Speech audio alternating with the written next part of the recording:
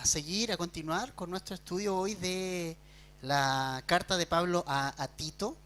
Eh, Así que vamos a abrir nuestra Biblia ahí. Hoy día vamos a terminar el capítulo 1. Y la carta de Tito es una carta que escribe el apóstol Pablo a un pastor, Tito, un colaborador de él, un hermano en la fe, un hijo en la fe, a quien el Señor le escogió también como su siervo, a un hombre que estuvo muy cerca del apóstol Pablo y que tiene que seguir ciertas instrucciones.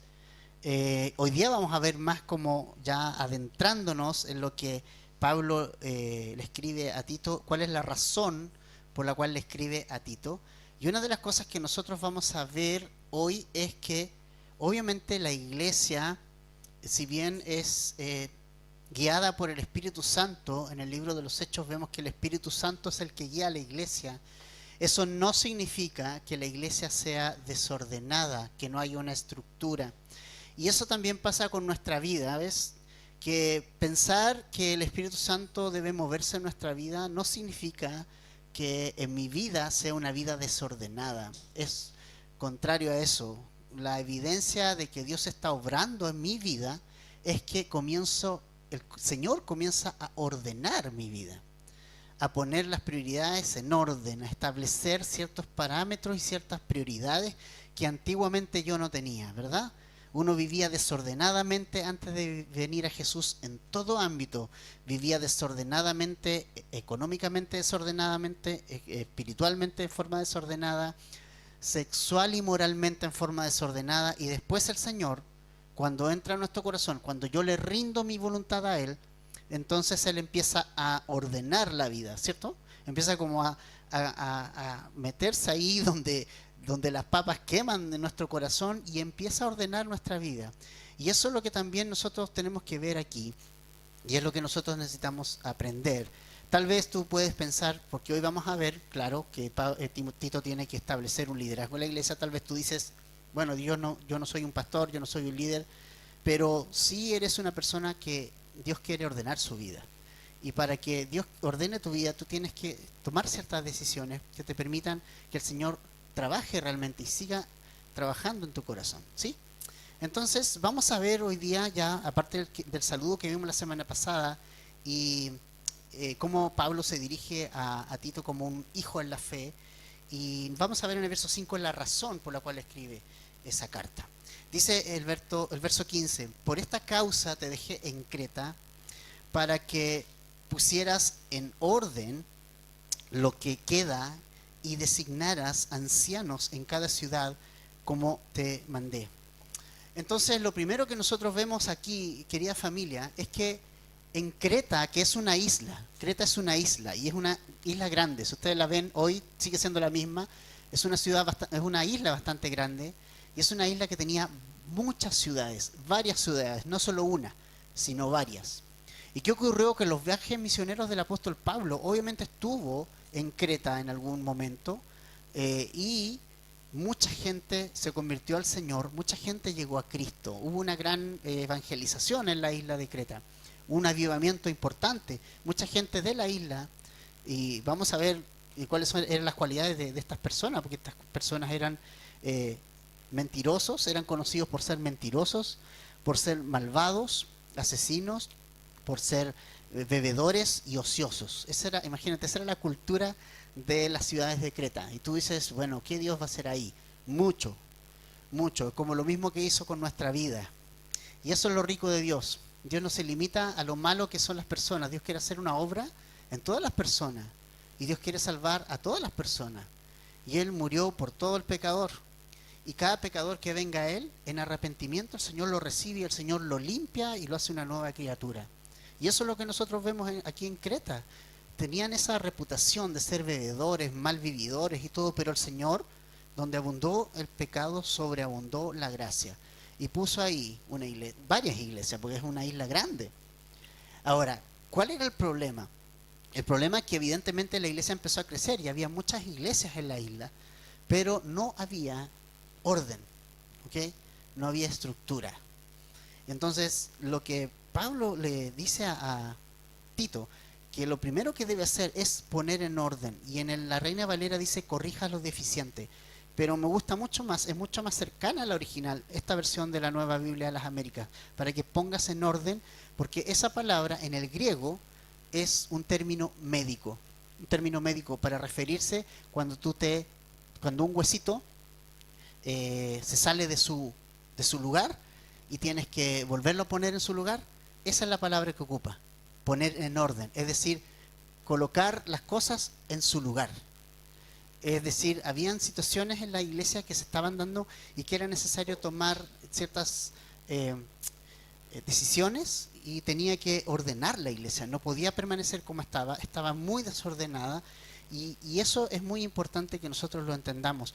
Yo sé que muchos de ustedes y muchos de nosotros tuvimos experiencias con desorden en muchas congregaciones, que no entendíamos nada, y la gente bailaba y danzaba y no sé, teníamos miedo, temor que vinieran donde nosotros y finalmente el que hablaba y enseñaba no se le entendía nada porque todos se levantaban, y al final de cuentas nadie salía muy edificado. Pero es importante que entendamos que Dios ordena a la iglesia, es ordenado. Dios es un Dios ordenado, Dios es un Dios de orden desde el comienzo. Él en el principio creó los cielos y la tierra y se tomó cada día para hacer cada día lo que correspondía hacer en forma sistemática y ordenada. Y Él hace lo mismo con el plan de salvación, en forma sistemática y ordenada, a su debido tiempo. Pasaron todas las cosas que pasaron en el Antiguo Testamento, en el Nuevo Testamento y hasta nuestros días. Y va a seguir así. Todo tiene una secuencia y Dios es un Dios de orden. Dios no obra en el desorden. Ser guiado por el Espíritu Santo no es ser desordenado, es ser sometido a los tiempos perfectos y la voluntad de Dios. En la iglesia debe haber estructura. Entonces lo primero que tiene que hacer Tito es establecer ancianos en cada ciudad. Debe establecer liderazgo, líderes, personas que puedan liderar la iglesia. No es una idea del hombre que en la iglesia haya un pastor y haya un liderazgo. Esa no es una idea que se nos ocurre a nosotros, no es una idea que se le ocurrió a alguien en el siglo XV o XVI, es una idea que se le ocurrió a Dios. Y Dios ha hecho eso desde tiempos remotos. ¿Ok? Hoy día hay mucha polémica en esto de cómo es que se gobierna una iglesia. Hay iglesias que solamente tienen ancianos y hay otras congregaciones que solo tienen pastor. Entonces tú dices, ¿qué onda esto? ¿Cómo es eso? ¿Cómo se gobierna una iglesia? Y cuando tú ves la historia de la iglesia, tú más o menos vas sacando cuenta de cómo se hace. Desde un comienzo, Dios escogió un líder para liderar un pueblo llamado Israel. El Señor levanta una persona con el llamado de Dios para guiar a su pueblo. Y cuando el trabajo se hace mucho, levanta ancianos alrededor de este hombre, como fue el caso de Moisés, ¿verdad?, para que lo secunden, para que lo ayuden en esta tarea que es tan difícil. Y si vamos al Nuevo Testamento, la figura se mantiene exactamente igual. Dios levanta a un pastor con la visión de Dios, con el amor de Dios y con el llamado de Dios, y levanta un liderazgo que lo secunda, que lo ayuda, que lo afirma, que firma sus brazos, que levanta sus brazos como Aarón y Hur a Moisés lo hicieron. Un pastor necesita a Aarón y Hur que levanten los brazos, que estén con él en la misma tarea, en la misma batalla. Y eso lo vemos aquí súper claramente. O sea, debe haber un liderazgo. La iglesia no se manda solo. La iglesia no es democrática. Lo lamento si piensas que es así. La iglesia no es democrática. No existe la democracia dentro de la iglesia. Existe una teocracia dentro de la iglesia. ¿Entiende eso? Una teocracia es que Dios gobierna. Dios es el que gobierna. Él ha llamado a un pastor para que cumpla ese rol amorosamente, evidentemente, y pueda él estar sensible y ser un hombre conforme al corazón de Cristo. Entonces eso es muy importante, ¿ya? Ahora, ¿cuáles son las características de estos líderes? ¿Cuáles son las características que tienen que tener? Y mírate que es importante. Es muy importante esto, porque a veces las características no son las cosas que hace. O sea, evidentemente yo puedo hacer muchas cosas, pero lo que vamos a ver es que es mucho más importante el carácter del hombre, del líder, el carácter, lo que es como persona, más allá de lo que hace. Podemos hacer muchas cosas en la iglesia, pero nuestro carácter no reflejar el carácter de Jesús. Y lo que le importa más al Señor es que mi vida refleje más el carácter de Jesús que lo que hago, ¿ok? Entonces, fíjate las cualidades. Dice que el anciano debe ser irreprensible. Eso es lo primero. No perfecto, no dice perfecto, pero sí debe ser irreprensible, en el sentido de que no tenga una situación que alguien se pueda levantar y decir y acusarlo de algo grave. Debe ser alguien que no sea reprensible por algo que haya hecho y que haya sido grave, ¿ok? Alguien, digamos, transparente. También debe tener no solo su vida ordenada, sino que su familia ordenada, ¿sí? Dice marido de una sola mujer, es decir, una persona que tenga su esposa y nada más, no ninguna sucursal extra, ¿no? Su esposa y ya, y en orden, y en santidad. Y también que sus hijos sean creyentes, interesados. Interesante esto, no acusados de disolución ni de rebeldía. Esto es interesante porque realmente si tú ves esto, tiene sentido, porque si un pastor o líder no, la familia de alguna manera no lo puede seguir, o sea, no sé si me entienden, pero si un hombre, su familia no lo observa como alguien digno de ser seguido como ejemplo, difícilmente podrá seguirlo otras personas, porque finalmente los que más te conocen son los que están en la casa. Ellos son los que más te conocen, no, los que más nos conocen todos, nos saben todas las mañas, todas las cosas. En la casa está todo. Entonces, de cierta manera, no es que seamos perfectos, no es una perfección la que se exige, pero que al menos tus hijos o tu esposa te considere digno de ser imitado, digno de ser seguido. De la mañana y anoche vi una estadística a propósito del Día del Padre, bien interesante, una estadística seria, no es una cosa que es un estudio que se hizo en iglesias. Cuando el padre, el hombre de la casa,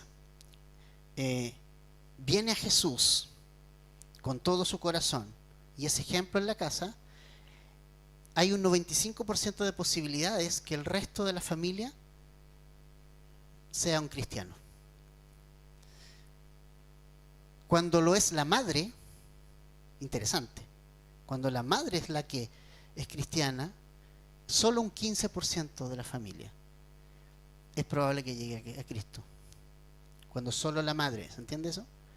O sea, ¿cuál es lo que uno puede sacar por conclusión? Es que claro que afecta que un hombre siga al Señor con todo su corazón. O sea, es algo que va a arrastrar a la familia, porque Dios lo estableció de esa forma. Y las madres muchas veces vienen a la iglesia y muchas vienen solas. Y son espirituales las mujeres, son bien espirituales y quieren seguir al Señor.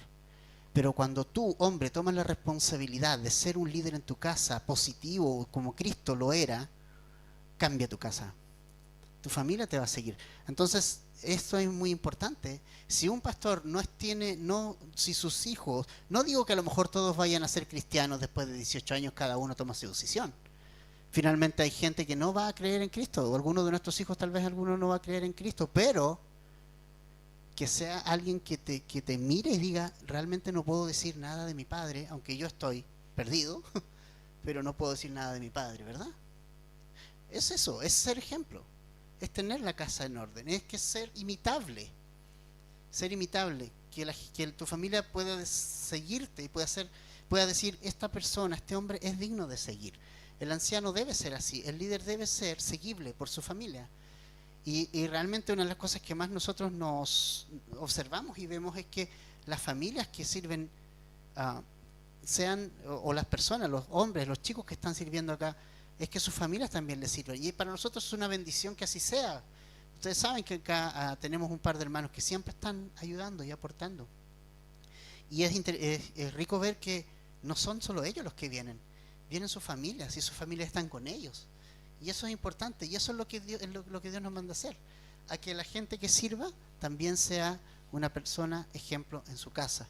Debe ser ejemplo en su casa y no deben estar sus hijos acusados de disolución y de rebeldía. Es decir, hijos que realmente estén lejísimos, lejos del Señor, pero más allá de eso, que que obviamente tenga problemas con su padre. Y necesitamos ahí poner ojo con eso.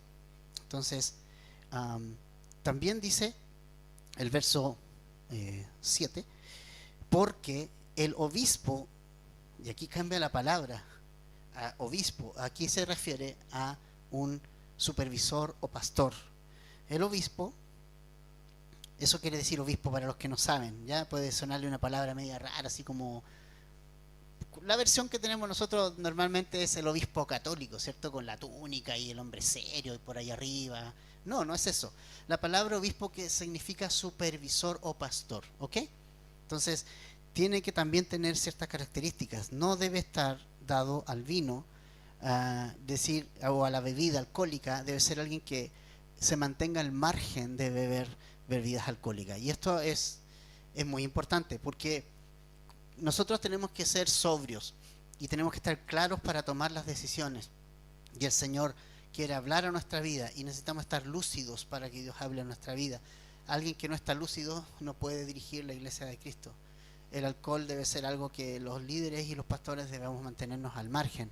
Y realmente nuestro pastor Raúl Riz nos dice todo el tiempo, dice, ustedes no tienen que tomar así derechamente, ustedes no pueden tomar, ustedes van a ser líderes de una iglesia y ustedes deben ser capaces de ser un ejemplo entre las personas y no debemos dar lugar a nadie que hable ciertas cosas porque y el nombre de Cristo sea vituperado por una causa de nosotros. Si cualquier persona, imagínate las personas que enseñan a un niño, el niño te ve en un día entrando y tomándote una cerveza en un lugar, imagínate el niño que tú le haces clases, te ve. ¿Qué dice? ¿Cuál es el tema? Para él es un shock. Es un shock. Pero si ese es mi profesor de escuela dominical, es mi profesora de escuela dominical. Y es un shock. Entonces, necesitamos ser responsables en eso. No es legalismo, ¿ok? La palabra de Dios no es legalismo. Y esto es muy importante. Debemos cuidarnos de todo lo que signifique bebidas alcohólicas, mantenernos al margen de sus efectos. También dice, no pendenciero, no amante de ganancias deshonestas. Antes bien ser hospitalario, amante de lo bueno, prudente, justo, santo y dueño de sí mismo. Es decir, aquí hay algo bastante importante. Nosotros necesitamos ser personas no iracundas, es decir, no tener un carácter explosivo. Debemos ser personas que tengamos autocontrol. El pastor, el líder debe tener autocontrol. Obviamente el control del Espíritu Santo. Pero debemos ser autocontrolados, no podemos dejarnos llevar por las emociones y por por muy fogoso que sea un momento y de ira, debemos nosotros controlar la ira y la rabia. Debemos autocontrolarnos y no ser tampoco alguien que pueda pedir dinero y que ame el dinero de alguna manera más allá de lo que se debe. ¿Okay? La raíz de todos los males es el amor al dinero. Nosotros no podemos estar en el ministerio por el dinero, porque de hecho no lo hay. ¿Okay? O sea, no lo hay. O sea, Dios dirige la vida. O sea, en algunas iglesias va a haber, pero con manipulación, con malas armas, manipulando a las personas. Pero aquí no, no lo hay. ¿Okay? Aquí Dios dirige, Dios provee. Y nosotros hemos dicho siempre eso. Yo no recibo un sueldo, nadie recibe ayuda aquí, en el sentido económico de alguna ventaja que puedo sacar de la iglesia económicamente. Damos gracias por las bendiciones que Dios ha dado a la iglesia en el área. A veces falta, a veces justo, pero siempre Dios provee. Y estamos dando tantas gracias porque sabes que lo que pasa es que desde mañana, la iglesia tiene cuenta separada, aparte. El Señor nos ha permitido abrir una cuenta aparte para la iglesia, en donde sea todo transparente como siempre ha sido. El libro siempre está una vez al mes ahí atrás para quien lo quiera ver. El libro de contabilidad, ahí está, lo puede ver cualquier persona, porque no tenemos nada que esconder. Pero ningún pastor y ningún líder tiene que ser amante de las riquezas. ¿Por qué? Porque el que quiere las riquezas, el diablo lo va a tomar, se va a envanecer y va a buscar eso, las riquezas. Lo mismo no tiene que ser dado a la fama. Mira lo que ha pasado con otros movimientos. Es triste lo que ha pasado en otros movimientos. Lo que llegó a pasar en Hillsong, por ejemplo. donde el dinero, el poder y la ambición les ganó a todos. Se estaba haciendo muy famosa la iglesia, muchas celebridades. Entonces, ¿qué pasó? Finalmente todo se fue al tacho de la basura. Y eso nosotros debemos de cuidarnos con estas cosas. En lugar de alguien pendenciero, alguien que ame las ganancias deshonestas, más bien debemos responder con otros tipos de cualidades, siendo hospitalario, es decir, dadivosos, abriendo nuestros hogares para compartir con mis hermanos. Debemos ser prudentes, justos, santos y también con autocontrol, dueños de nosotros mismos, no salirnos de las casillas fácilmente. Debemos autocontrolarnos. Eso es lo que dice el verso 8. Y el 9 es tan importante, está al final, pero no menos importante. Dice, debe retener la palabra fiel, que es conforme a la enseñanza, para que sea capaz también de exhortar con sana doctrina y refutar a los que contradicen. Esto es tan importante, sobre todo en estos tiempos. El pastor debe tener esta labor. Primero, debe retener la palabra fiel. Significa que debe mantenerse en la palabra de Dios. Debe mantenerse en la palabra de Dios. Eso es muy importante. Mantenerse en la palabra. Y lo segundo que debe hacer, fíjate lo que dice la segunda parte del 9, que es conforme a la enseñanza. Mira qué interesante. El pastor o un pastor debe mantenerse bajo enseñanza de alguien. Mira qué importante. Debe mantenerse bajo la enseñanza de otro pastor, no simplemente autónomo. ¿Entiendes? Eso es muy importante. Las iglesias Calvary Chapel somos independientes una de otra. ¿Ok? Tenemos independencia. Yo tengo la independencia de ser guiado por el Espíritu Santo en la iglesia local. Las iglesias Calvary Chapel somos todas independientes, pero estamos respetuosamente y voluntariamente sometidos unos a otros. Eso es maravilloso. Sin ser denominación, sin tener una cosa como obligatoria, nos unimos unos a otros y nos sometemos unos a otros en forma natural. Ninguno de nosotros está solo. Tenemos alguien sobre nosotros que nos alienta, que nos anima, que nos corrige, que nos amonesta, que nos exhorta, que nos levanta. Ningún pastor debe estar solo. Un pastor solo es lo más peligroso que hay en el mundo, porque acumula el poder, ¿o no? Fue a lo que pasaba en movimientos gigantes. Acumulan poder y pensamos que se trata de nosotros. Lo que pasó, ¿no? Lo que pasó, los que vieron la película de Jesus Revolution, lo que pasó con Lonnie Frisbee, ¿no? Pensó que la cosa era él. A Dios gracias, él se arrepintió antes de morir. Pero pensamos que es de nosotros. Pensamos que somos nosotros. Y nada es de nosotros. Esto es de Dios. Entonces, como pastores, nosotros necesitamos estar abiertos a ser pastoreados por otros. Abiertos a ser corregidos por otros. Para poder exhortar con sana doctrina y refutar a los otros. Yo primero tengo que recibir algo. Eso es muy importante. Es tremendamente importante. Y eso es lo que ha pasado en este lugar. Desde el primer día que pisé esa casa donde iniciamos un estudio bíblico y se me enseñó la Biblia, el pastor gringo que se le entendía la mitad de lo que hablaba, pero que impactó tremendamente nuestra vida, y luego Edgar, ¿no? Y que los vamos a tener a todo esto a fin de año juntos acá. Va a ser maravilloso. Pero mira, el tema es ese, ¿no? Necesitamos considerar a nuestros pastores. Los que somos pastores necesitamos pastores. Si alguien dice, no necesito un pastor, yo soy pastor pero no necesito pastor, uy, ojo con eso, va directo al precipicio, porque necesita ser instruido. Ninguna persona no necesita un pastor. Lo necesitamos. Y más bien nosotros necesitamos estar ahí, siempre bajo alguien. ¿Te fijas? Retener la palabra fiel conforme a la enseñanza que se me ha dado. Tito estuvo sometido a Pablo toda su vida. Estuvo sometido a Pablo, a su ministerio, a su enseñanza. Y Pablo le está diciendo, yo lo que te enseñé ahora tú lo enseñas a otro. Ahora tú tienes que exhortar a otros con lo que yo te he exhortado a ti, que es la sana doctrina. y tienes que refutar a los que contradicen, porque va a haber gente que va a contradecir la sana enseñanza de la Biblia y va a venir con ideas locas y absurdas a la iglesia, y que es necesario corregir, ¿verdad? Tenemos que cuidar el espacio de la iglesia, que no entren enseñanzas diferentes. ¿Y por qué tiene que ser Tito esta cosa tan dura? Porque imagínate, tiene que llegar y decir, ya, vamos a orar y vamos a elegir un pastor y vamos a elegir obispos, o sea, líderes, vamos a elegirlo. Él tiene que hacerlo. Y lo tiene que hacer. ¿Por qué razón? Bueno, el versículo 10.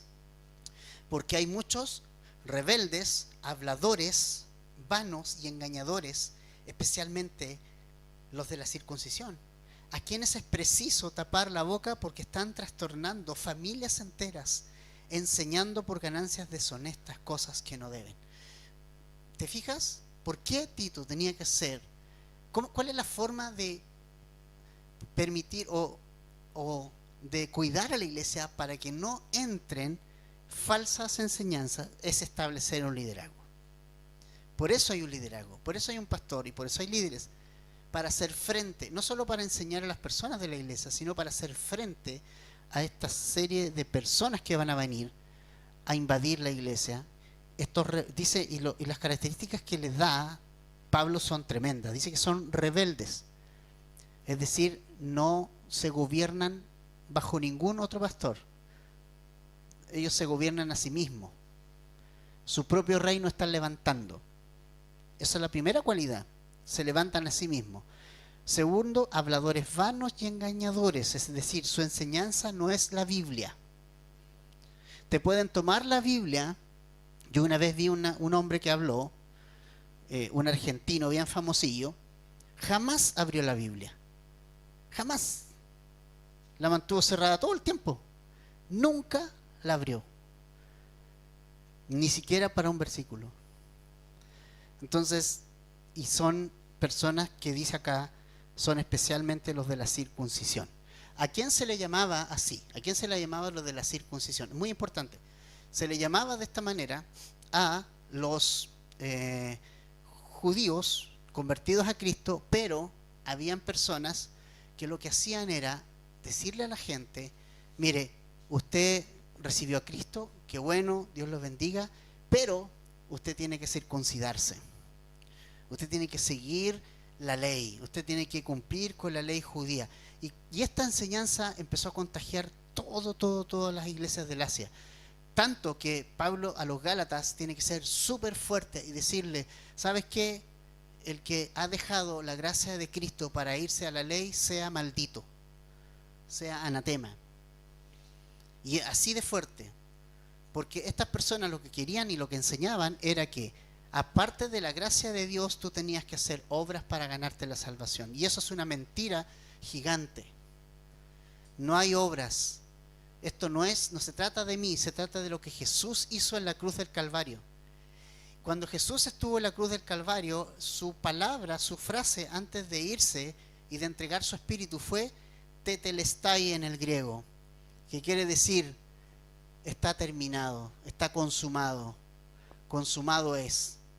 Cuando él dijo eso, estaba diciendo, mi sacrificio en la cruz es suficiente. No necesitas agregarle ni quitarle nada. Es suficiente.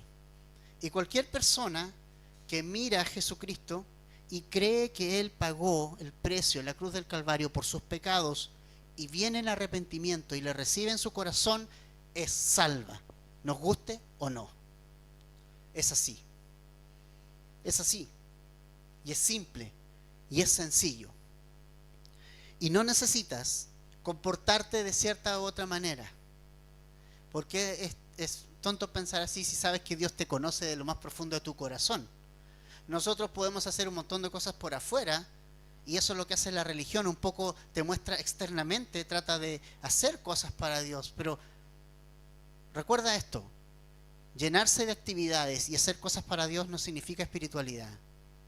La iglesia de Éfeso era una iglesia que hacía un montón de cosas.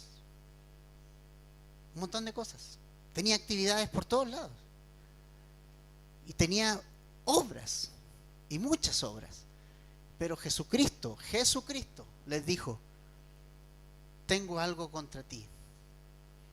Finalmente dejaste lo más importante, tu primer amor. Me dejaste a mí. Me dejaste a mí. Te fuiste para las actividades, para las obras, pero me dejaste a mí. Y yo lo único que quiero es que tú vuelvas a mí. Y eso es lo que Jesús le dijo a esa iglesia. Y eso es lo que Dios le dijo a Israel. Este pueblo de labios me honra. Viene al templo, trae los sacrificios, ofrenda en el arca, hace todo el ritual, pero no se involucra, porque su corazón no está involucrado. No está involucrado su corazón en lo que hace. Lo hace, pero no está involucrado su corazón. Y eso es terrible. Y estos personajes lo que estaban haciendo era engañar a las personas, a las familias enteras, y le decían, ustedes tienen que circuncidarse, no sigan la enseñanza de Pablo. Pablo es un mentiroso, diciendo que la gracia es por medio, la salvación es por medio de la gracia. No le crean a Pablo, ustedes tienen que circuncidarse sí o sí, y ahí sí que están completos. Si hay alguien que te dice que aparte de Cristo necesitas algo más, no lo escuches. No lo escuches, porque no necesitas nada más. No necesitas afiliarte a algo, no necesitas firmar algo, no necesitas algo extra, no lo necesitas. Es Jesucristo el único que te da salvación. Y no hay salvación en otro. No hay otro nombre bajo el cielo dado a los hombres en quien podamos ser salvos. Solamente el nombre de Cristo y solo Él. Entonces, dice Pablo que tienes que tapar la boca. Le dice a Tito, tienes que tapar la boca de estas personas, tienes que callarlas. Tienes que callarlas porque están enseñando cosas que no deben y además están recibiendo de la gente ganancias deshonestas, les están cobrando. Tal vez van a la casa y le piden un animalito o le piden dinero y las pobres familias les están creyendo y están haciendo negocio de la gente. Y no es lo mismo que ocurre en nuestro tiempo también. ¿No es lo mismo que ocurre en estos tiempos también? ¿Cuánta gente abusa? ¿Cuántas congregaciones, pastores abusan? Y es como que están ahí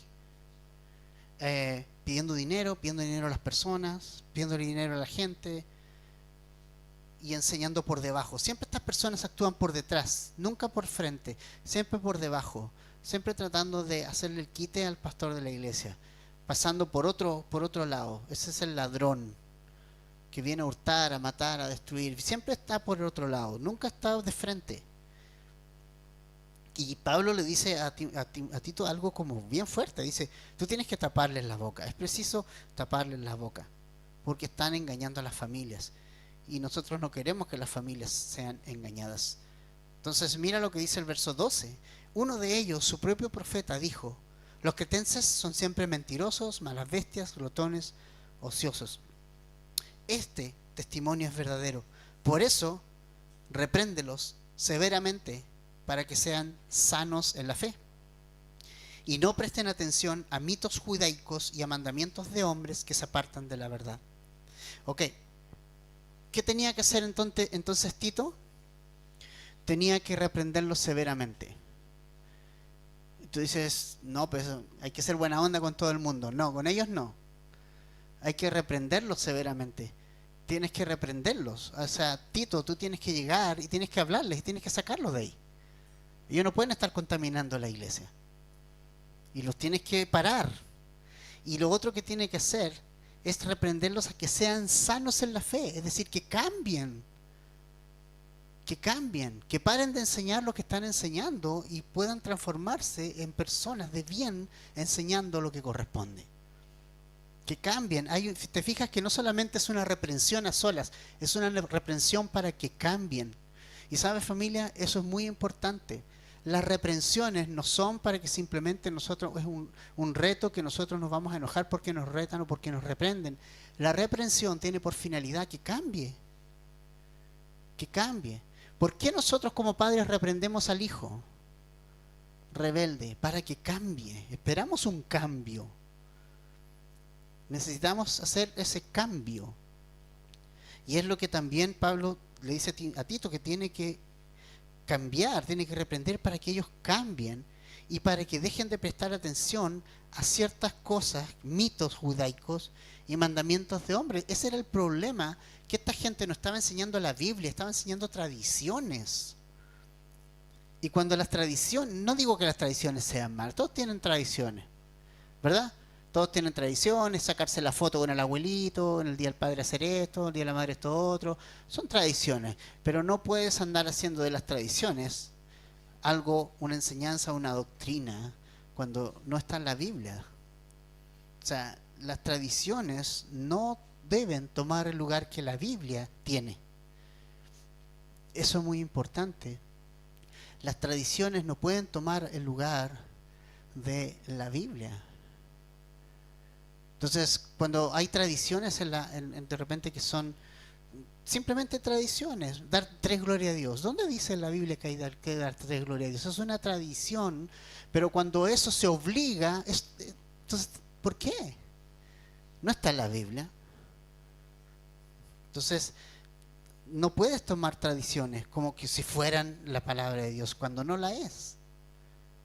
Las tradiciones, no puedes tomarlo de la Biblia. La tradición es tradición, no palabra de Dios. Los mandamientos de hombres no son la palabra de Dios. Y el gran problema de los fariseos y los religiosos eran que enseñaban como de Dios mandamientos de hombre. Lavarse las manos.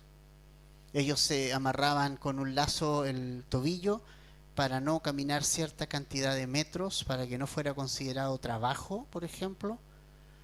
O sea, todo ese tipo de cosas. Y es terrible porque en nuestros tiempos todavía el judío tiene en sus edificios el ascensor del Sabbat. El ascensor del Sabbat es un ascensor que tú no le aprietas ningún botón. Para en todos los pisos. Porque si tú aprietas el botón es trabajar. Entonces, si tú vas a esos edificios, simplemente te tienes que subir como si caminar no fuera a trabajar, ¿verdad? Entonces, ¿te fijas? Son cosas absurdas que no le permiten a las personas realmente conocer a Dios. Entonces, tienen que someterse a la sana enseñanza y dejar las falsas enseñanzas. Por eso deben ser reprendidos.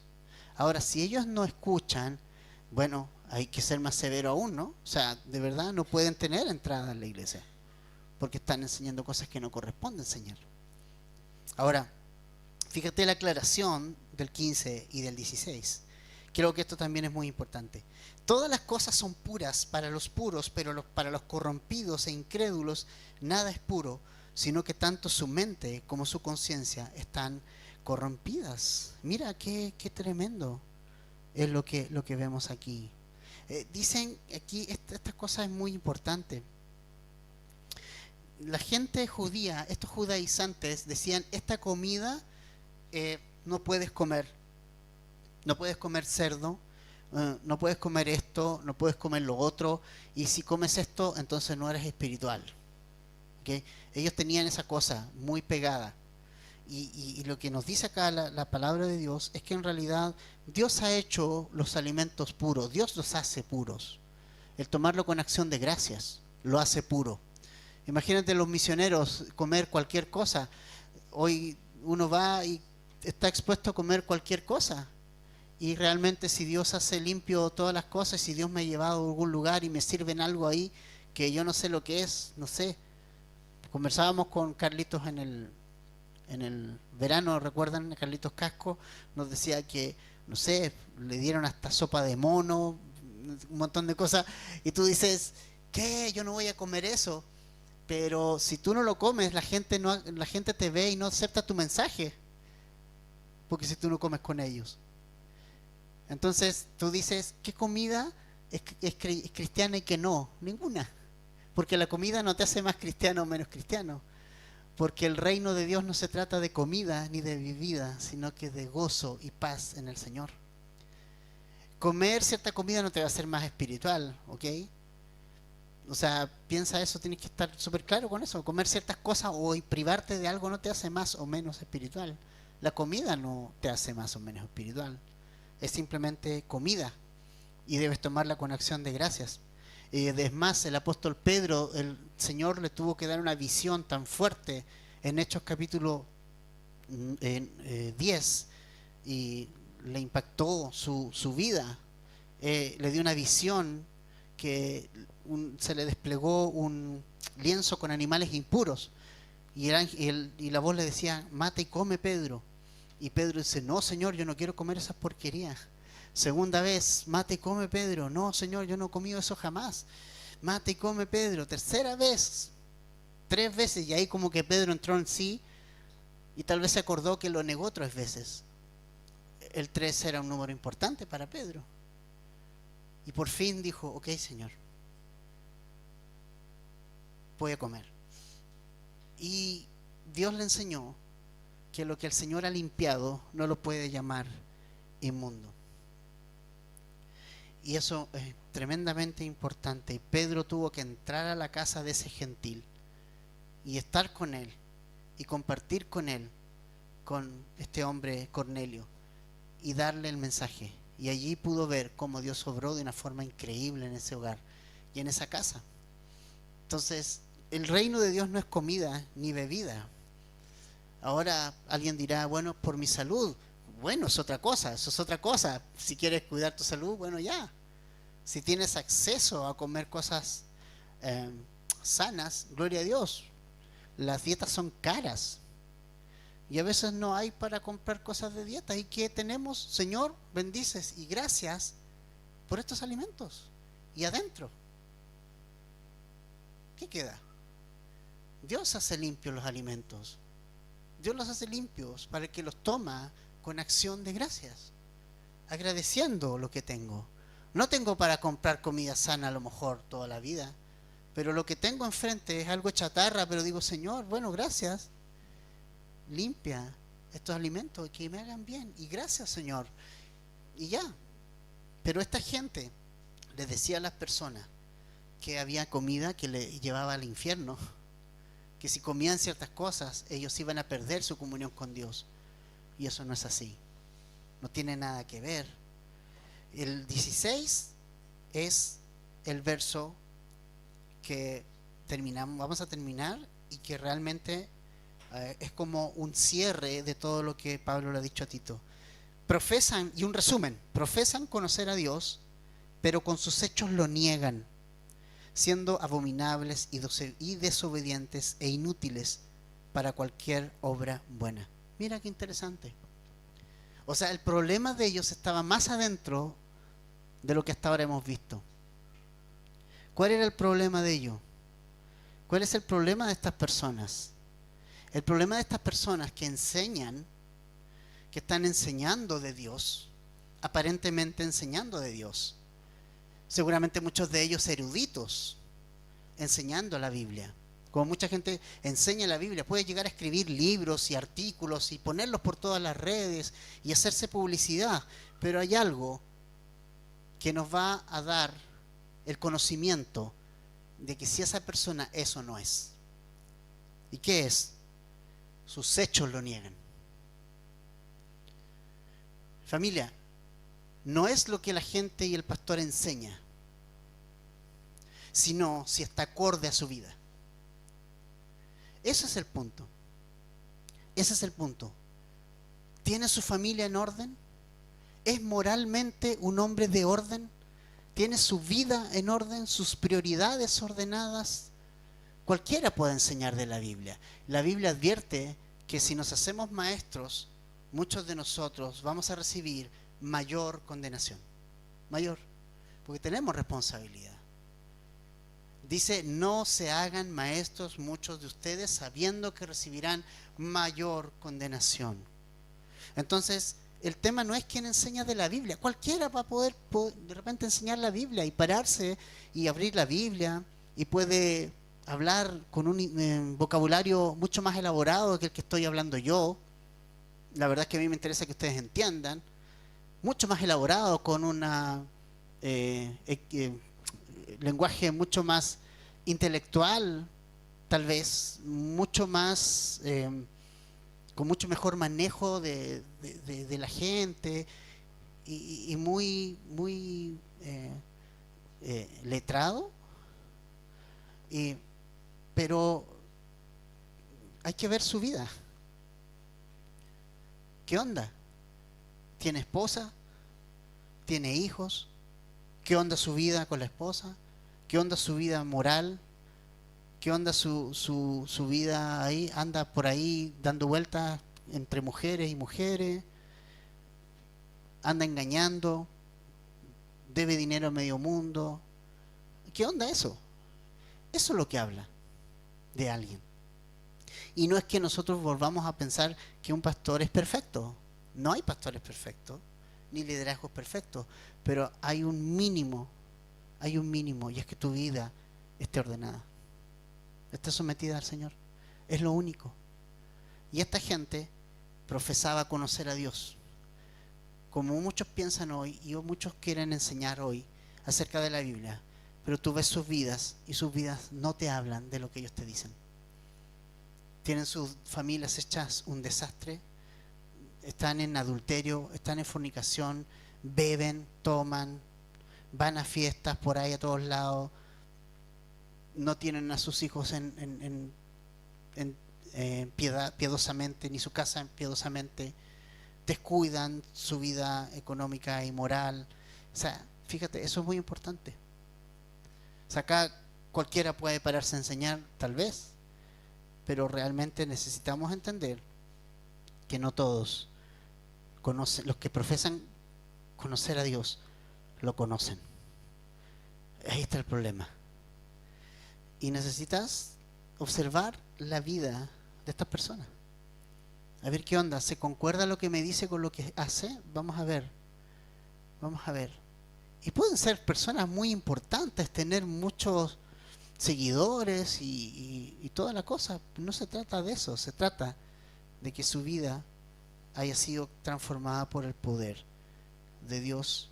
Entonces, familia, para cerrar el día de hoy, tal vez todas estas cosas tú dices, bueno, yo no soy líder de la iglesia, no, tampoco quiero ser pastor, pero sí hay algo que Dios te ha enseñado hoy.